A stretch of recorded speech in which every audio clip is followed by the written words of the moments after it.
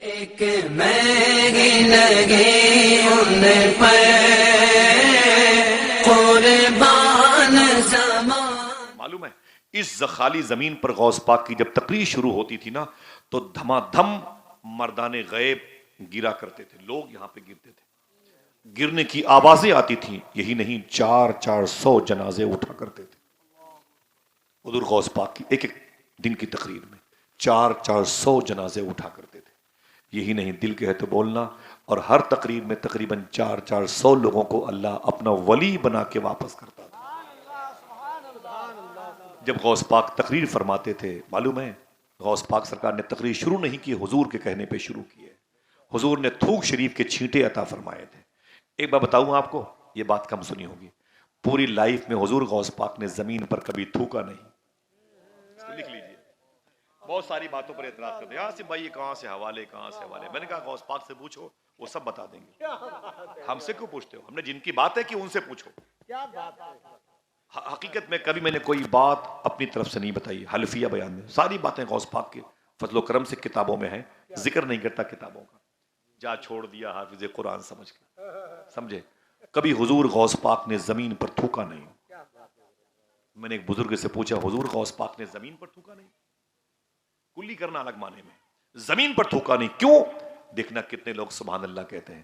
آپ فرماتے ہیں کہ حضور غوث پاک نے زمین پر اس لیے نہیں تھوکا کہ اللہ نے غوث پاک کے تھوک میں بھی ولایت رکھی تھی، اور ولایت زمین پر بہائی نہیں جاتی ہے. آئے آئے عبدالوکیل بھائی، بڑی بات، بڑی بات. اور بتا دوں آپ سے، یہ سردی ہے، یہ جیکٹ، یہ سوٹر، یہ تمام طرح یہ لباس، اور یہ رومال کا یہ کانوں پر باندھنا، یہ آپ سب ماں بہنوں کا گرم لباس. معلوم ہے حضور غوث پاک کو سردی نہیں لگتی تھی. کسی سے پوچھ کے سبحان اللہ کہہ دیتے. بولو، حضور غوث پاک کو سردی نہیں لگتی تھی. سمجھ گئے آپ؟ بولو بھائی بولو. میں نے کیا کہا؟ غوث پاک کو سردی نہیں لگتی تھی. معلوم ہے کیا کرتے تھے؟ سردی کے دنوں میں ایک جبہ شریف غوث پاک پہنتے تھے، بہت ہی نارمل طریقے کا. اور غلاموں کو دیکھا گیا ہے وہ پنکھا جھلا کرتے تھے، اور حضور غوث پاک اپنے شان جلال میں بیٹھا کرتے تھے. اللہ اکبر، اللہ اکبر. پوری زندگی میں غوث پاک نے اونی جبہ نہیں پہنا، 1-2 مرتبے کل پہنا. اگر کہو تو بتا دوں کہ جب پہنا تھا تب کیا ہوا؟ کوئی دقت تو نہیں؟ گھر جائیں گے تو پھر یہیں رہیں گے؟ بتائیں نا، جب تک بغداد نہیں جائیں گے انشاءاللہ. انشاءاللہ بولیے. اللہ میرے بھائیوں کو سلامت رکھے. ذرا ہاتھوں کو اٹھا کے بولیں لبیک یا غوث اعظم. حضور غوث پاک نے اونی جبہ نہیں پہنا. تاریخ پڑھ کے دیکھیں، تھوڑی سی محنت کریں سب مل جائے گا. تاریخ پڑھ کے دیکھیں. معلوم ہے غوث پاک کے ایک خادم تھے، ان کا نام تھا شیخ بقا بن بطو. شیخ بقا بن بطو یہ مرید تھے شیخ ابو الوفا بغدادی کے. وہ بہت بڑے اولیاء کرام کے سردار تھے. بقا بن بطو کو غوث پاک نے لیا، فرمایا بقا چلو میرے ساتھ. وہ نکل گئے. قریب میں قبرستان تھی، اس قبرستان کے قریب پہنچے. سننا صاحبوں، ایک قبر کے قریب پہنچے، غوث پاک سلام کیا اور قبر کے قریب بیٹھ گئے. اور پھر تھوڑی دیر کے بعد اپنے ہاتھوں کو اٹھا لیا، دعا کرتے رہے، روتے رہے، دعا کرتے رہے. بہت دیر ہو گئی، بہت دیر ہو گئی، بہت دیر ہو گئی. بہت دیر کے بعد اپنے ہاتھوں کو غوث پاک نے اپنے مبارک چہرے پر مس کیا. کہا بقا چلو. بقا بن بطو نے ایک جملہ کہا، اے شیخ آج تک میں نے کسی قبر کے قریب اتنی دیر تک بیٹھے ہوئے آپ کو نہیں دیکھا. آج اس قبر کے قریب آپ اتنی دیر تک کیوں بیٹھے ہیں؟ دیکھنا بھائی. اور میں بتا دوں خوشی کی بات، اب کی جو ہے نا سفر میں نے ہندوستان کے سب سے زیادہ علماء کرام کو دیکھا بغداد شریف. میں نے کئی مرتبہ ذکر کیا علماء کرام، اور انشاءاللہ سب جائیں گے. میں گزارش کروں گا قصیدے غوثیہ پڑھا کرے سب لوگ علماء کرام، فجر کی نماز کے بعد یا مغرب کی نماز کے بعد یا دونوں وقتوں میں یا ایک وقت میں انشاءاللہ. کیا پڑھنا ہے؟ اور ایک شرط، غیبت سے بچیں انشاءاللہ. وظیفے کا اثر ہوگا. ٹھیک ہے. ماں بہنوں سے گزارش ہے اپنے گھروں میں ہر جمعرات کو بڑے پیر کی نیاز کا اہتمام کیا کریں. باوضو اپنے ہاتھوں سے نمک روٹی سبزی اچار کھچڑی جو بن سکے بنایا کریں. ٹھیک ہے انشاءاللہ. بولیں گے اپنے گھروں میں، بولیں گے اپنے ہاتھوں سے وضو بنا کے بنایا کریں. اور مغرب کے بعد اپنے بچوں کو وضو بنا کے اچھے لباس پہنا کے عطر سے گھر کی دیواروں کو مہکا کے خود ہی بیٹھ کر کے غوث پاک کو نظر کر دیا کریں. 11 مرتبہ قل واللہ احد شریف، 3 مرتبہ سورہ فاتحہ پڑھ کے بخش دیا کریں، خوش رہا کریں کہ آج میرے گھر میں غوث پاک آنے والے ہیں۔ بقیہ کون کیا کہتا ہے ادھر مت جائیں، غوث پاک سب جانتے ہیں۔ الحمدللہ رب العالمین۔ میرے شیخ عبد القادر کی اتنی بڑی شان ہے، معلوم ہے شیخ بقا بن بطو کہتے ہیں میں نے کہا یا شیخ آپ نے اتنی دیر تک اس قبر کے قریب کیوں بیٹھ کے گزارا؟ حضور غوث پاک فرماتے ہیں یہ قبر جو ہے نا میرے استاذ کی ہے۔ کس کی ہے؟ آواز کمزور ہے آپ لوگوں کی، وہ تھک گئے ہیں، بہت دیر سے بیٹھے ہوئے ہیں، 12 بج رہا ہے، گھڑی میں بھی اور آپ کے ہاں بھی بجنا بھی چاہیے، یہ مماثلت بھی اچھی چیز ہے۔ معلوم ہے حضور غوث پاک سیدنا شیخ نے فرمایا یہ قبر میرے استاذ کی ہے، ان کا نام حماد دباس ہے۔ کہا جب میں ان کے قریب سے گزرا تو میں نے قبر کو دیکھا تو استاذ نظر آئے، میں نے سلام کیا تو میرے استاذ کی قبر میں نیچے جو کارپٹ تھی، قالین تھی، بچھونا تھا، وہ جنتی تھا۔ اب کیا یار کسی کی موت کی خبر سن کے سبحان اللہ کہو؟ ان کی قبر میں جنتی بچھونا تھا، ان کی دیواریں جنت کی تھی، ان کا لباس جنتی تھا، ان کے سر کا تاج جو تھا وہ جنتی تھا۔ غوث پاک فرماتے ہیں شیخ حماد دباس سے میں نے کہا اے میرے استاذی مبارک ہو، جنتی لباس آپ پر ہے۔ سننا دوستو، آپ کے جسم پر جنتی لباس ہے، مبارک ہو۔ اتنا کہنا تھا کہ میری طرف دیکھا اور اپنے ہاتھ کو دکھایا۔ معلوم ہے کیا تھا؟ شیخ حماد دباس کا داہنا ہاتھ وکلانگ ہو چکا تھا، یوں تھا، یوں، اس کی طاقت ختم ہو گئی تھی، معذور تھا آپ کا ہاتھ۔ رونے لگے شیخ حماد دباس۔ غوث پاک فرماتے ہیں میں نے کہا اے استاذ یہ کیا مطلب، یہ کیا مطلب، آپ کا ایک ہاتھ خراب ہے؟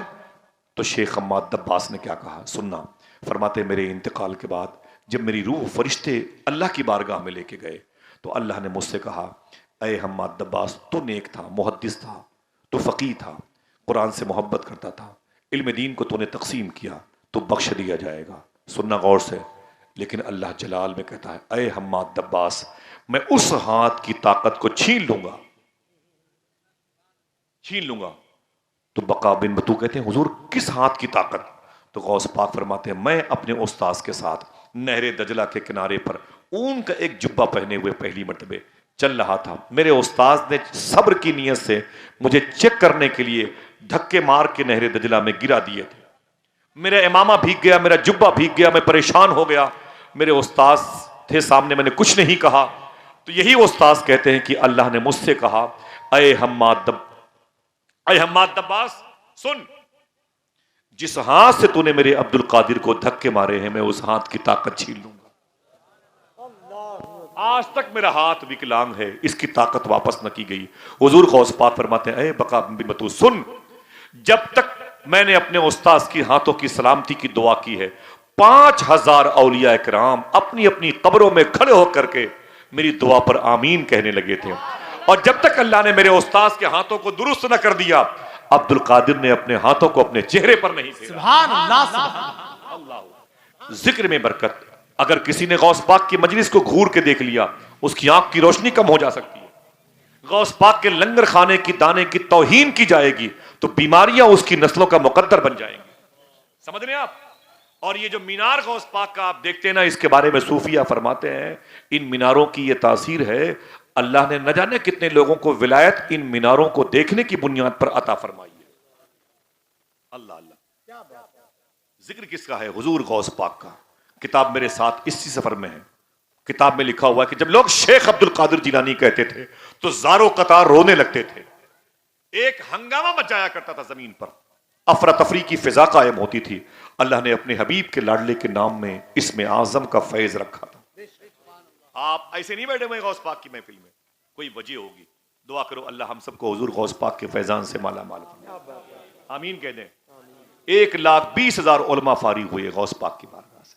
ایک بات اور سن لیں، 70 ہزار کا مجمع غوث پاک کی تقریر سننے کے لیے آتا تھا۔ کتنا؟ بابو شیخ سے لے کے باب حلب تک 70 ہزار کا مجمع ہوتا تھا۔ جنات اس سے بھی زیادہ ہوتے تھے، فرشتے جناتوں سے بھی زیادہ ہوتے تھے۔ سمجھ رہے ہیں آپ؟ انسان 70 ہزار کے اوپر بھی بڑھ جاتے تھے۔ لوگ کہتے تھے شیخ 2 مہینے سے میں آیا ہوں، ہندوستان سے آیا ہوں، استنبول سے آیا ہوں، قاہرہ اور ترکی سے آیا ہوں، اور میں واپس جا رہا ہوں، اب آپ کی تقریر نہیں سن پاؤں گا۔ غوث پاک فرماتے کوئی بات نہیں، گھر چلے جاؤ، جس دن میں تقریر کرتا ہوں اس دن تم ایک لکیر کھینچنا اللہ کے نام کی اور پھر کہنا یا شیخ عبد القادر جیلانی شیخ اللہ، اسی لکیر کے بیچ میں بیٹھ جانا، رہو گے کہیں آ جاؤ گے میری مجلس میں۔ ان کی تعداد 70,000 سے زیادہ ہے، سمجھ رہے ہیں آپ؟ اور 5,000 عیسائیوں کو، یہودیوں کو غوث پاک نے اسلام قبول کرنے کی اللہ سے توفیق دلوائی ہے۔ کاش آپ کے دل میں یہ بات لگ جاتی۔ 5 لوگوں کو ہم نے وضو کا طریقہ نہ بتا پائے۔ ہمارے پاس اگر کوئی نمازی بیٹھتا ہے تو بے نمازی ہو جاتا ہے، ہمارے پاس اگر کوئی حلال خور بیٹھتا ہے تو وہ حرام خور ہو جاتا ہے۔ ہمارے بچے یہ جو 10-12 سال کے جب چاہتے ہیں بھاگ جاتے ہیں، 15 سال کے، کل انہی بچوں کو ہندو بھائیوں کی عورتیں اپنے محلے میں لے کے جاتی تھی، ان کے پیروں کو دھل کر کے اپنے گھر کی دیواروں پہ چھڑک دیتی تھی، یہ حضور کی امت کے بچے ہیں، ان کے پیروں کے دھون سے میرے گھر کی بیماریاں دور ہو جائیں گی۔ آج مسلمانوں کے 20 سال کے بچے پھٹی ہوئی پینٹ پہن کے جب ہندو بھائیوں کی گلیوں سے گزرتے ہیں تو مائیں اپنی بچیوں سے کہتی ہیں بیٹی اندر چلی جا، جسم کے لٹیرے ٹہل رہے ہیں۔ سمجھ رہے ہیں آپ؟ لڑکیوں کی آوارگی کا عالم یہ ہے، میں پروف تو ابھی اکیلے میں دے سکتا ہوں۔ لڑکی کی شادی ہو کے سسرال چلی گئی اور 3 مہینے ہوئے تھے سسرال میں رہتے ہوئے کہ شراب کی دکان سے بیئر کی بوتل خرید رہی تھی۔ سمجھ رہے تھے آپ؟ ہم کیا یہاں کپل شرما کی ڈرامے سنائیں گے؟ آپ بیٹھیں گے؟ سمجھ رہے ہیں آپ؟ جب غوث پاک کی بات ہے سنیں، سیدنا شیخ کی تعلیمات کا اثر۔ 5 لوگوں کو ہم نے آج تک مسواک کا طریقہ نہ بتا پایا، غوث پاک نے 5,000 لوگوں کو کلمہ پڑھایا ہے۔ کتنے؟ ہاتھوں کو اٹھا کے بولو کتنے؟ 5,000 لوگوں کو۔ ہم تو بتاتے ہیں رشوت کھایا کرو، دلالی کے پیسے لیا کرو، ورنہ بیٹی کی شادی کیسے ہوگی؟ لعنت ہو ایسے پیسوں پر۔ ہم اپنی بچیوں کو آوارہ بنا دیے، سر پہ دوپٹے نہیں ہیں، اسے یہاں سے وہاں چاٹ کی دکانوں پہ، اسے جویلرز کے حوالے کر دیا، وہیں پر بیٹھی میری بچی، اسے غیر مسلموں کے نرگے میں ڈال دیا ملازمت کے لیے۔ دوپٹے جہاں رکھنا پابندی ہے، دوپٹے پرس میں رکھے ہوئے، دوپٹے ان کی بیگ میں رکھے ہوئے۔ معلوم ہے ان دوپٹوں کی کتنی بڑی قیمت ہے؟ اگر یہ جلسے نہ ہو تو انہیں کون بتائے گا؟ مجھے بتائیں آپ۔ میں اپنے گھر کی بات کروں اور یہ بات جو میں یہاں کر رہا ہوں اگر میں کروں اسے ٹرین پہ تو مجھے RPF والے اتار دیں گے، فلائٹس میں کروں میرا ٹکٹ اوکے نہیں ہوگا، میں بسوں پہ کروں لوگ مجھے پاگل سمجھیں گے۔ اگر یہ باتیں میں آپ کو نہ بتاؤں تو کس سے بتاؤں؟ میں یہاں کوئی اخبار بیچنے تھوڑی آیا ہوں، آپ سمجھو پہلے کوئی مقصد ہے یہاں پر۔ ان دوپٹوں کی اہمیت تھی جو آج دوپٹے پرس میں، جھولے میں، بیگ میں پڑے ہوئے ہیں، اور بغیر دوپٹے کی لڑکیاں، ہماری حضور کی امت کی بچیاں آج آوارگی کا شکار ہیں۔ بغداد میں غوث پاک کے روضہ شریفہ کے قریب میں ایک بہت بڑا بادشاہ گزرا ہے جس کا نام ہے ہارون رشید، اس کی بیوی کا نام ہے زبیدہ، اس کی ساس کا نام ہے خیزران۔ یہ حضور کے چچا جناب عباس کی نسل کا بادشاہ ہے۔ میں ہر آل عباس کے بادشاہ کو نہیں مانتا، ان لوگوں نے سادات پہ ظلم بہت کیے ہیں، جس نے ظلم نہیں کیا اس کا نام ادب سے لے رہا ہوں۔ اس کے دل میں بزرگوں کی محبت تھی ہارون رشید کی۔ ان کی جو مزار ہے نا وہ فلسطین میں ہے، ان کی بیوی زبیدہ کی مزار پر میں فاتحہ پڑھنے جاتا ہوں، بغداد میں کرخ محلے میں ہے۔ معلوم ہے زبیدہ کا، میری بہنوں سننا، زبیدہ کا انتقال ہو گیا۔ زبیدہ کہتی ہیں کہ میرا انتقال ہو گیا۔ میری سہیلی نے مجھے خواب میں پوچھا ما فعل اللہ بکا، اے زبیدہ تیرے ساتھ اللہ نے کیا سلوک کیا؟ سننا مرنا ہے، کوئی بچ نہیں پائے گا، سننا غور سے۔ کہا کہ اے زبیدہ ما فعل اللہ بکا، تیرے ساتھ اللہ نے کیا سلوک کیا؟ تو زبیدہ کہتی ہیں کہ میں کیا بتاؤں، فرشتوں نے مجھے اللہ کے حضور پیش کیا۔ ناظر بھائی دیکھنا سے، فرشتوں نے مجھے اللہ کے حضور پیش کیا۔ ذرا ہاتھ اٹھا کے بتائیں، یہ باتیں اپنی بہن بیٹیوں کو بتائیں گے؟ دل سے بولے، دل سے بولے، انشاءاللہ بولے۔ میری ماں بہنوں تمہارے لیے بڑی تعلیم ہے یہ۔ تم نے اپنے دوپٹے میں رکھے ہوئے 50-50 روپے کے نوٹ جو سبزیاں خریدنے کے لیے رکھے تھے اسے ان کمیٹی والوں کے حوالے کر دیا۔ اچھا حضور کی مجلس ہے، مجھ سے بھی لے لو۔ دوپٹے کے پیسے نکال کے تمہاری بیٹیوں نے 10-20 روپے دے دیے۔ بچے اپنے اسکول کے بستے میں پیسے رکھے ہوئے تھے اسے نکال کے دے دیے مبارک صاحب کو۔ لے حضور کی محفل ہونی چاہیے، حضور کے نام پر مجلس ہونی چاہیے۔ ہمارے گاؤں میں برکتیں ہوتی ہیں اور واقعی اس سے بڑی برکت ہوتی ہے۔ اس سے تم تو بھی چلے جاؤ گے، ہم بھی چلے جائیں گے، نہ آپ رہو گے نہ ہم رہیں گے۔ صوفیہ کہتے ہیں جہاں حضور کی بات ہوتی ہے وہاں 200-300 سال کے بعد بھی کوئی اللہ کا ولی گزرتا ہے نا تو وہ ٹھہر جاتا ہے، اپنے مریدوں سے کہتا ہے یار اس زمین کی بیداری بتا رہی ہے، اس زمین پر کبھی مدینے والے کی باتیں ہو چکی ہیں، اس زمین کی تاثیر صبح قیامت تک باقی رہتی ہے۔ جہاں جہاں اس کی آوازیں پہنچتی ہیں اللہ وہاں وہاں تک مرحومین کو سکون دیتا ہے، گھروں میں برکتیں عطا فرماتا ہے۔ ہندو بھائیوں کے گھروں میں جو بیماریاں ہوتی ہیں ذکر مصطفیٰ کی برکتوں سے اللہ اسے بھی شفا میں تبدیل کرتا ہے۔ سمجھ رہے ہیں ان مجلسوں کی کتنی بڑی اہمیت ہے؟ जिसे हमने खेल कूद का सामान बना लिया। सुने इस बात को जो जुबैदा की बात है, हाथों को उठाएं, बताएंगे घर में भाई। और कहें बच्चियों तो हर लड़कियां औरतें सब महफिलों में आ नहीं सकती हैं, आप हर घर के हर फर्द को लेके जा भी नहीं सकते हैं। अपनी बात आगे पहुंचाएं, चिराग से चिराग जले। जुबैदा कहती है मुझसे पूछा क्या हुआ, पकड़ी गई कि निकल गई, जन्नत में है कि जहन्नम में है? तो जुबैदा कहती है मेरे इंतकाल के बाद फरिश्तों ने मेरी रूह को अल्लाह के हुजूर पेश किया। अल्लाह ने मुझसे कहा तू जुबैदा है? मैंने कहा अल्हम्दुलिल्लाह मेरे मौला तेरी बंदी हूं। अल्लाह कहता है जुबैदा तूने हाजियों की सहूलत के लिए एक नहर खुदवाई थी, उसका नाम नहर जुबैदा था। तो जुबैदा कहती मेरी मौला वो तेरी तौफीक से हुआ था। सही भाई, मेरा उसमें कुछ नहीं था, वो तेरी तौफीक से हुआ था। अल्लाह ने कहा अच्छा मेरे दोस्त बहलोल दाना से तू मोहब्बत करती थी? तो जुबैदा कहती मेरे मौला ये भी तेरी तौफीक से हुआ था। जुबैदा कहती है अल्लाह ने मुझसे कहा कि ऐ जुबैदा सुन, तूने अपनी महल की कनीजों को, गरीब यतीम बेसहारा बच्चियों को बहुत पाला पोसा है, रातों को उठ के दरूद पढ़ती थी। मैंने कहा बेइज़्निल्लाह सब तेरी तौफीक से, मेरा कोई अमल दखल नहीं था। सुनो मेरी बहनों, अल्लाह कहता है ऐ जुबैदा सुन, ये तेरी सारी नेकियां इधर रखी हुई हैं, किसी नेकी की वजह से तू जन्नत में नहीं जाएगी। ये तेरी सारी नेकियां हैं जो इधर रखी हुई हैं, किसी इनमें से किसी नेकी की वजह से तू जन्नत में नहीं जाएगी। जुबैदा कहती मैं कांपने लगी, मैं समझ गई मैं गई जहन्नम में। जिंदगी में कुरान की तिलावतें बहुत की थी, काम ना आई। हाजियों से मोहब्बत की थी, उनकी खिदमतें की थी, काम ना आई। बहलोल दाना के पांव का धोवन पिया था, काम ना आया। दुर्वेशों फकीरों से मोहब्बत की थी, काम ना आई। अपने शोहर की खिदमत की थी, काम ना आई। मेरी माँ खेजरान ने जहां हुजूर पैदा हुए थे वहां सोने का कई किलो का मुसल्ला बना के रखवाया था, काम ना। जुबैदा कहती फिर अल्लाह ने मुझसे कहा ऐ जुबैदा सुन, एक दिन दोपहर का वक्त था, तू अपनी सहेलियों के साथ अपने महल के आंगन में बैठी हुई थी, तेरे सर पे दुपट्टा नहीं था। सुनना मेरी बहनों, अल्लाह फरमाता तेरे सर पे दुपट्टा नहीं था। ये दुपट्टा तेरी रान पे, तेरे पांव पे रखा, तेरी जमीन पे रखा हुआ था। तेरी सहेलियों के सर पे भी दुपट्टे नहीं थे, सब अटखेलियां खेलती थी, हंसी मजाक की महफिल जमी हुई थी।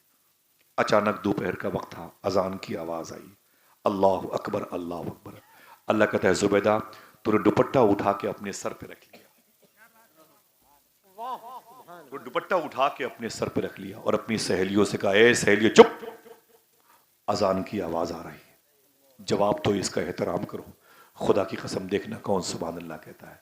अल्लाह कहता है ऐ जुबैदा यही तेरी नेकी है जो आज तुझे जन्नत में लेके जाएगी। या अल्लाह अल्लाह, खुदा की कसम जरा हाथ उठा के बताएं कितनी बड़ी नेमत है अल्लाह की। एक लम्हे के लिए अगर अल्लाह के नाम की ताजीम की जाए मेरी बहनों, और उस गिरे हुए दुपट्टे की आबरू को उठा के सर पर रख लिया जाए, नाम खुदा की ताजीम की जाए, तो तुम्हारी बख्शिश हो सकती है। अगर यही दुपट्टे दायमी तौर पर तुम्हारे सरों पर रहे तो तुम तो बख्शी जाओगी, हुजूर की न जाने कितनी उम्मत तुम्हारे साथ जन्नत में चली जाएगी। हाँ, घरों का माहौल बिगड़ता कैसे है? हमारी और आपकी जहनियत की तब्दीली से। दुआ करो इंशाअल्लाह अल्लाह ताला हमारे घरों के मुआशरे को इस्लामी मुआशरे में तब्दील फरमा दे। आमीन कहो आमीन इंशाअल्लाह। थक गए? जरा हाथ उठा के बताए थके हैं? हाँ, बगदाद चलेंगे इंशाअल्लाह। हुजूर गौस पाक ने कितने लोगों को कलमा पढ़ाया? बोलो भाई, जो भाई पीछे बैठे ऊंची बोले, सर्दी बढ़ गई है ना। कितने? 5000 लोगों को गौस पाक ने कलमा। कैसे पढ़ाते थे कलमा बता दूं? सुनेंगे, जाएंगे? कहां जाएंगे? इंशाअल्लाह इंशाअल्लाह चलेंगे ना। सब गौस पाक जानते हैं, अकीदा है ना। जो लोग बैठे हैं सुनते हैं सुभान अल्लाह कहते हैं, उनकी यहां पर बैठने की खबर गौस पाक को है कि नहीं? अरे यार गौस पाक तो औलिया के सरदार हैं। ये राजकोट है, राजकोट, उसके करीब में गोंडल है, गोंडल के करीब में धुरोल है एक जगह, वहीं पर करीब में एक बुजुर्ग है, उनका रोजा है, उनका नाम है गाम धनी। ये रिकॉर्डिंग हो रही है चैनल्स के जरिए, सुने। गाम धनी एक बुजुर्ग है, गाम धनी, गांव के सबसे धनी बोलते हैं, इसलिए उनका गांव गाम धनी बोलते हैं उनको वहां की जबान में। मैं रात के जलसे में 2 बजे के बाद उनके रोजे पर गया। मैंने कहा भाई सरकार के बारे में कुछ बताएं, तो लोग बोले कि इनका नाम गाम धनी है। मैंने कहा क्या मतलब? बोले इनकी आदत थी, ये मस्जिद बनवाई थी और ये अपनी खानका बनवाई थी। मैंने कहा कैसे? बोले दिन भर ये मालूम है करीब में एक तालाब है, उसी तालाब किनारे जा करके कहते थे अल्लाह अल्लाह अल्लाह। कैसे पढ़े? اللہ اللہ اللہ. گاؤں کے لوگ بولے ہم دن بھر یہ اسی تالاب کنارے اللہ اللہ بولے بولے بولے برکت کے لیے. اور شام کو آتے تھے, ایک بورا تھا, اس کو بچھا کے بیٹھ جاتے تھے, بورے کو بچھا کے بیٹھ جاتے تھے, اور بیٹھ کر کے مزدوروں کو بلاتے, لائن سے آ جاؤ بھائی, لائن سے آ جاؤ. سب مزدور کھڑے. کتنے پیسے ہوئے حضور؟ مزدوری کے 5 روپے ہوئے. اسی بورے کے نیچے سے ہاتھ ڈال کے اور 5 روپے نکال کے پکڑو نکلو. دوسرے کو, میں مستری کتنے پیسے ہوئے؟ صاحب 5 روپے. اسی بورے سے پیسے نکال کے شام کو پھر اپنے گھر لوگ چلے جاتے تھے. صبح کو پھر مزدور مستری سب اپنے کام پہ, اور جو گام دھنی سرکار ہے وہ اپنے کام پہ. کام کیا تھا؟ اللہ اللہ اللہ. پھر شام کو کتنے پیسے؟ 5. اور مزدوروں کو بانٹتے تھے. ایک مزدور بڑا ہوشیار تھا, اس نے سوچا یار یہ بڑا معاملہ ہے, سارا کھیل تو اسی بورے کے نیچے ہے, یہ 5-5 کا سسٹم ختم کر دو. آج رات میں اتنی کھدائی کرو کہ سارا پیسہ جھولے میں بورے میں بھر کے لے کے چلیں گے. 2-3 آدمی سیٹ کیا, آ گیا. بابا گھر چلے گئے, سب چلے گئے, اور رات میں آیا. مزدور آنے کے بعد اس نے بورا ہٹایا, کھدائی شروع کر دی. پانی نکل آیا لیکن پیسہ نہیں نکلا. سمجھ رہے ہیں؟ پسینے پسینے ہو گیا. جب صبح کا وقت ہوا تو ڈر گیا, یار بابا آئیں گے تو بڑا غضب ہوگا. مٹی پاٹ دی, برابر کیا, پھر بورے کو بچھا دیا. صبح کو مزدور اپنے اپنے کام پہ لگ گئے, وہ بھی اپنے کام پہ لگ گیا, اور بابا چلے گئے وہیں. بولے ماشاءاللہ. اللہ اپنی اس مبارک اسم اعظم کے صدقے میں اہل فلسطین پہ کرم فرما دے. اس مبارک بستی میں, اس کے اطراف میں جو بھی کوئی بیمار ہو تو اللہ اسے شفا عطا فرمائے. میری بہن بیٹیوں پر, ان کی گود کے بچوں پر کرم فرمائے. بچیوں کے لیے اچھے جنتی رشتے عطا فرمائے. اللہ عقائد کے استحکام کی توفیق بخشے. سادات کرام کی تعظیم کی, اعلیٰ حضرت سرکار کے مسلک و مشرب پہ چلنے کی توفیق عطا فرمائے. پھر وہی کام اللہ اللہ. جب شام ہوئی تو بابا آ کے بیٹھے, بولے آ جاؤ لائن سے آ جاؤ. کتنے پیسے؟ بولے 5 روپے. تو اسی سے نکال کے, اب اس کی باری تھی رات والے کی. سمجھ رہے ہیں؟ وہ جس نے کھدائی کی تھی, وہ جب سامنے آیا تو گام دھنی سرکار نے کہا کتنے ہوئے؟ بولے صاحب 5 روپے. تو گام دھنی سرکار نے 10 روپے نکالے. کہا حضور اس میں تو 5 زیادہ ہے. تو فرمایا تم نے رات میں تو بڑی محنت کی ہے. حضور کے قدم پہ گر گیا. جب ان کے گدا بھر دیتے ہیں شاہ, وہ جب ولی کا عالم یہ ہے تو ولیوں کے سردار. نعرہ تکبیر, نعرہ رسالت, فیضان غوث اعظم, مسلک اعلی حضرت حضرت علامہ مولانا آصف رضا سیفی. اچھا یہ سارا نعرہ قبیلے کے لوگ لگائیں گے. ارے بھائی جزاک اللہ. آپ میں سے کبھی کوئی لگایا نعرہ؟ ہو رہا بولے, کبھی کوئی نعرہ لگایا ہے؟ کوئی ہے لگائے؟ ماشاءاللہ ماشاءاللہ سبحان اللہ. کھڑے ہو کے لگائیں بھائی جان. ماشاءاللہ کھڑے ہو جاؤ. ماشاءاللہ سبحان اللہ. یا رسول اللہ, جیتے رہیے, اللہ سلامت رکھے. زندہ باد. رضی اللہ تعالی رضی اللہ رضی اللہ تعالی. یا شیخ عبد القادر زندہ باد. اللہ صلی اللہ علیہ وسلم. انشاءاللہ اللہ میرے بھائیوں کی آوازوں کی تکریم بجلانے والوں کو حضور غوث پاک کی بارگاہ کی زیارت کا شرف عطا فرمائے. انشاءاللہ چلیں گے نا. سیدنا شیخ نے کلمہ پڑھایا کتنے لوگوں کو؟ ابھی اس نعرے کی خبر غوث پاک کو ہے کہ نہیں؟ ماشاءاللہ. صوفی صاحب کہتے ہیں جو پاگل ہیں جو کہتے ہیں کہ حضور یہ نہیں جانتے, حضور یہ نہیں جانتے, حضور یہ نہیں جانتے, ان پاگلوں سے کہہ دو تیرے اس نہ جاننے کو بھی حضور جانتے ہیں. ہے کہ نہیں؟ ہاں حضور کتنا جانتے ہیں؟ حضور بہت جانتے ہیں. میرا یہ ٹاپک نہیں ہے ورنہ بتاتا. بڑی لمبی میری گفتگو ہے. ہمیں یہ نہیں پتا کہ حضور کہاں ہیں, حضور کو پتا ہے کہ ہم کہاں. پوری گفتگو ہے لمبی, اللہ کے فقیروں درویشوں سے بھری ہے. بات غوث پاک کی ہے, تھوڑی سی سن لیں. 5000 لوگوں کو کلمہ پڑھایا. کتنے؟ ایک تعلیم ہے, ایک نصیحت ہے. اس پر کل سے عمل کریں گے ہم اور آپ دونوں. میں سعید بھائی کی, ناظر بھائی کی بھی ذمہ داری, وکیل بھائی کی, مولانا مبارک صاحب کی, جتنے علماء بیٹھے ہیں سب کی جوتیاں میرے سر کا تاج. انشاءاللہ دعا کریں, اس پر عمل کریں گے. معلوم ہے بغداد شریف کی منڈی میں ایک عیسائی آیا,